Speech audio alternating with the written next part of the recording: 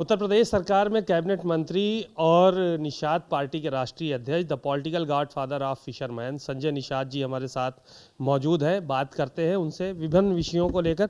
Sir, एक web series आई है घूसखोर पंडित, उसको लेकर लगातार बवाल मचा हुआ है।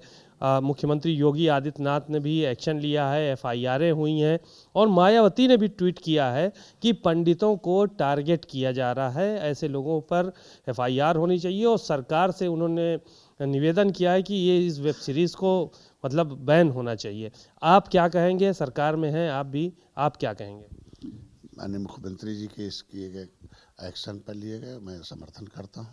और निश्चित रूप से देश में जो भी वेब सीरीज़ के मूवी का तो है, वेब सीरीज़ है, यूट्यूब पर है, जो भी कंटेंट आ रहे हैं समाज में जा रहे हैं, वो एक कानून, भारत के कानून के मुताबिक सेंसर बोर्ड से होना चाहिए और सेंसर का दायरा बढ़ाया जाए। और नहीं तो पता चला किसी के खिलाफ नैरेटिव कर दिया जाएगा।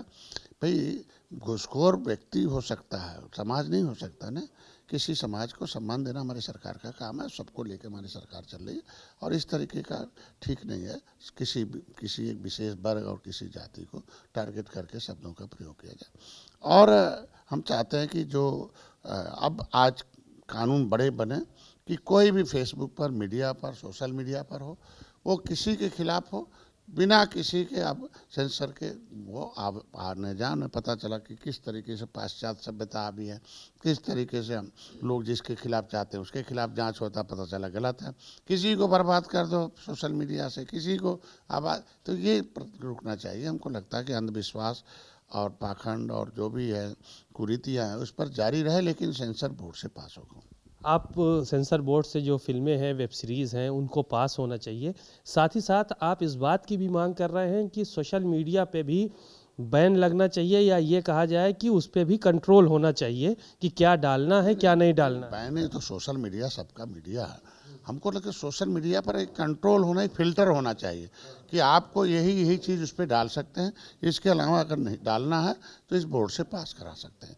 लेकिन चूंकि किसी के खिलाफ कोई भी AI वीडियो बना दो, किसी के खिलाफ कुछ भी लिख दो, अमर्यादित शब्दों का प्रयोग कर दो, आज के दिन में किसी का चरित्र हनन कर लो, तो ये चीज़ें नहीं है। जब तक न्यायालय से कोई दंडित ना हो तो पब्लिक में इस तरीके से पब्लिश थोड़ी किया जा सकता है।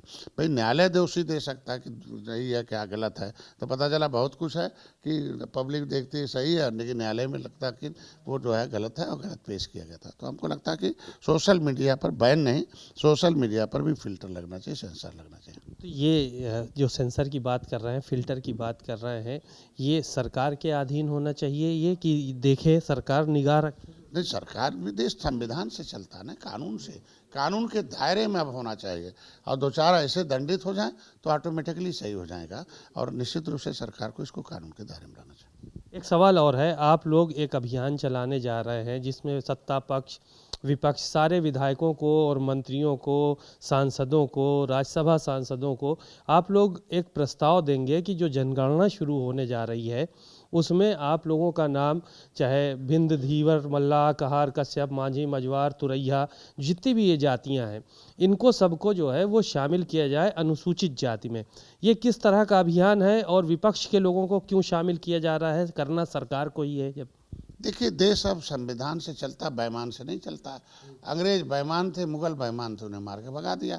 उन्होंने उजाड़ा था, बेईमान थे। संविधान में पहली सूची बनी ना अनुसूचित जाति की 1931 में, क्रिमिनल कास्ट घोषित हुआ, अनुसूचित जाति की में गिनती हुई 1941 में। 1961 में सेंसस मैनुअल आया कि इसी के आधार पर देश में अनुसूचित जाति की गिनती होनी चाहिए। ये सेंसस मैनुअल 1961 है।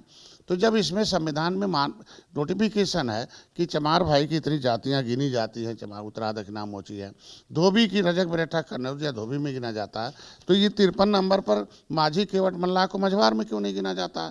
भाई हमारा सवाल इसी का है कि राष्ट्रपति के नोटिफिकेशन का पालन होना चाहिए और ऑक्यूपेशन जिसका अनुसूचित में है, यहाँ लिखा हुआ फिशरमैन, उनकी गिनती होनी चाहिए।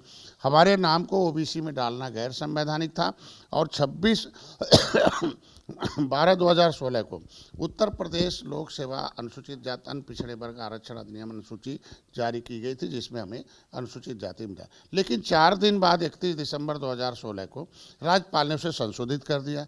जब उसे संशोधित कर दिया, राज्यपाल ने कह दिया कि इनके नाम को पिछड़ी से निकाल लिया जाए और अनुसूचित जाति की में इनको शामिल किया जाए और हक मिला और पिछड़ी से नाम खारिज कर दिया जाए। तो राष्ट्रपति के अधिसूचना हम अनुसूचित हैं और राज्यपाल के अधिसूचना से, अब बैमान के अधिसूचना से हम पिछड़ी चल रहे हैं। तो हमारे कहने का मतलब गिनती जो होगी अभी, तो घर गिनने के बाद पहले चरण में ही पूछ लिया जाएगा कि अनुसूचित जाति के परिवार का मुखिया अनुसूचित जाति से संबंधित है कि नहीं है। तो जब हमारा नाम तो पहले गिनती कर लिया था। मेरे लोग आज कल जाएंगे, सभी विधायकों को एक ज्ञापन देंगे और चूंकि विधायक विधि विद्याता विधान कानून बनवाता है, वो गारंटर है समाज का एक संवैधानिक अधिकार दिलाने का, चाहे पक्ष का हो चाहे विपक्ष का हो। कुछ भी होता विपक्ष उठाती है तो हम कहते हैं ये तो सपा के समय का शासनादेश है, तो सपा की जिम्मेदारी बनती है कि हमारी गिनती कराए, भाई इसको लागू कराए। आखिर किस लिए वोट लेते हैं? सांसद तो बनाए हैं ना सपा, ऐसा तो नहीं है कि निषाद का वोट लेने नहीं जाते हैं।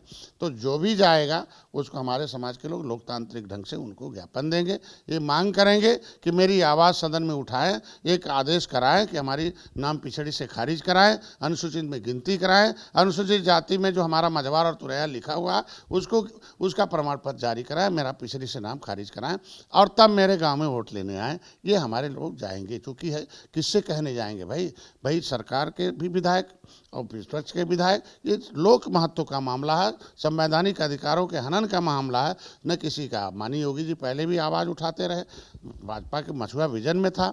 अब मैं कह रहा हूँ कि सभी कुछ जब हो गया, आरक्षण जब 10% अपर कास्ट को दे सकते हैं, महिलाओं को दे दिया, तो निषादों के आरक्षण जो संवैधानिक अधिकार बैमान वाला हटाओ, संविधान वाला आरक्षण दिलाओ, इसकी आवाज़ है।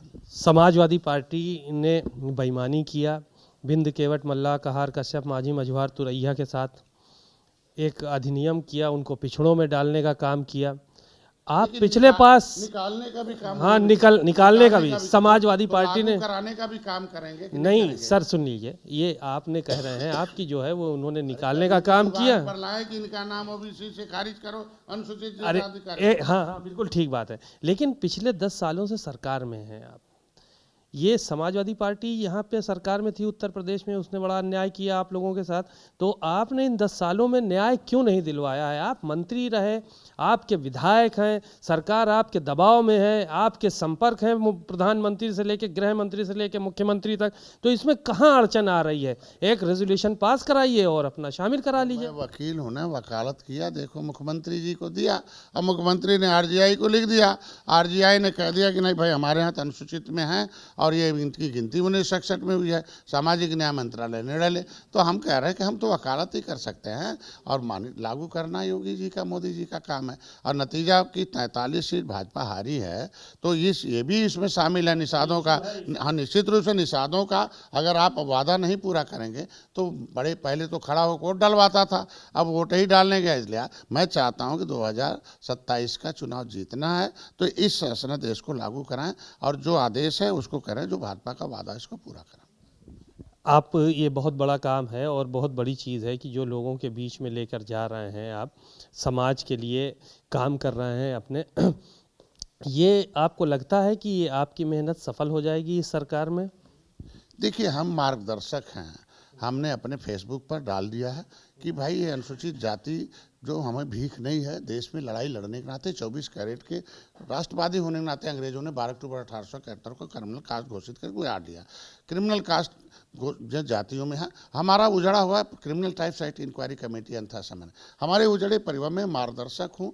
आज के दिन में संवैधानिक अधिकार, अब बटन में ताकत है, बंदूक में नहीं है, अब झंडे में ताकत है, डंडे में नहीं है, अब गोली में नहीं बोली में है। तो इस ताकत से मेरे समाज के लोग अब जाग रहे हैं धीरे धीरे और इस पे आ रहे हैं। और हमने बता दिया कि संविधान सभा का जब चुनाव हुआ तो संविधान सभा में जब बैठक हुई तो उसमें बड़े लोगों ने बड़ा दिल दिखाया था, ये कहा भाई हम लोग कमाएंगे, सरकार में टैक्स चुकाएंगे, सरकार के पैसे से उजड़े लोग केवट मल्ला, बिंद कश्यप कहार के बच्चे को, चमार भाई, धोबी भाई, पासी भाई के बेटे को फ्री में पढ़ाएंगे और इनको विकास की धारा में लाएंगे, इनकी बहन बेटी की इज्जत सुरक्षित करेंगे और किया भी, उन्होंने संविधान बना दिया। हमारे पुरखे लायक थे, उन्होंने लागू करा दिया, तो हमें अब लागू कराने लायक तो बनना पड़ेगा। तो समाज को खड़ा करना पड़ेगा। समाज खड़ा है कि भाई हमारा संविधान वाला लागू किया जाए और बेईमान वाला हटाया जाए, हमारा नाम ओबीसी से हटा। तो ये जिसको लेना है, जैसे युवा है जिसको नौकरी में आना है, भाई हमें शिक्षा फ्री में है, अनुसूचित जाति में लेदरमैन वाशरमैन को मिला, उनके बेटे सरकारी पैसे से पढ़ रहे हैं, सरकारी नौकरी कर रहे हैं, उनकी बहन बेटी की इज्जत सुरक्षित है, उनको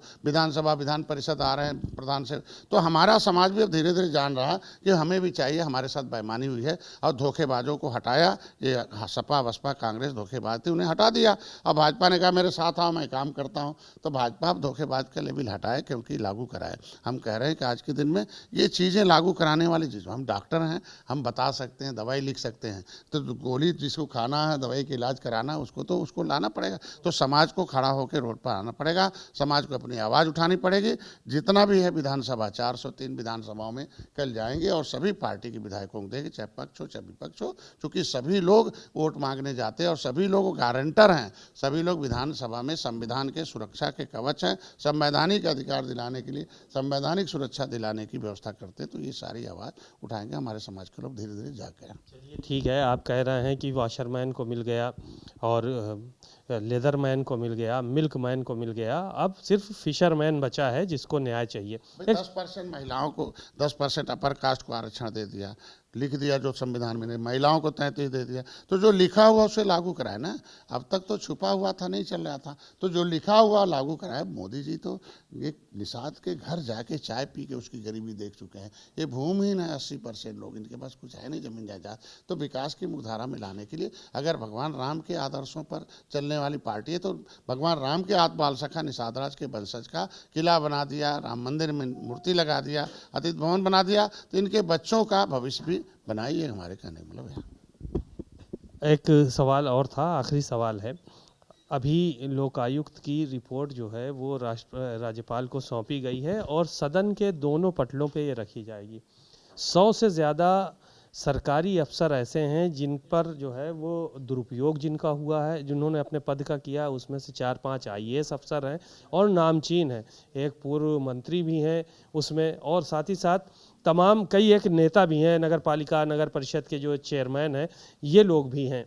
तो ये इन पे जो है वो जांच हो गई है, लेकिन अभी तक कोई कार्रवाई नहीं हुई। क्या कहेंगे इसको लेकर? अब सदन में मामला जा रहा है। देखिए, संवैधानिक प्रक्रिया है और देश संविधान में चलता है, और संवैधानिक कुछ व्यवस्था का कुछ अधिकारी लाभ भी उठा लेते हैं, लेकिन अंतोगत तो उन्हें जांच के दायरे में आने पर उन्हें सजा भी मिलती है।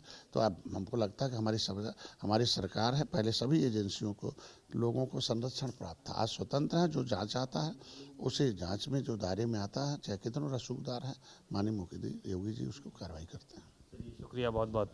आपने सुना संजय निषाद जी को, बहुत सारी उन्होंने बातें कहीं, घूसखोर पंडित जो वेब सीरीज़ आई है उसको लेकर उन्होंने बात की, और साथ ही साथ आरक्षण का जो मुद्दा है, अब जब जनगणना होगी तो उसमें बिंद केवट मल्लाह कहार कश्यप मांझी मझवार तुरैया जो भी जातियां हैं निषाद समाज की, उनको अनुसूचित जाति में शामिल करने के लिए ये प्रयास किया जाएगा। सभी विधायकों को, मंत्रियों को, सांसदों को ज्ञापन भी सौंपा जाएगा। कैमरामैन अमरीश के साथ सीमा नकवी, भारत समाचार, लखनऊ।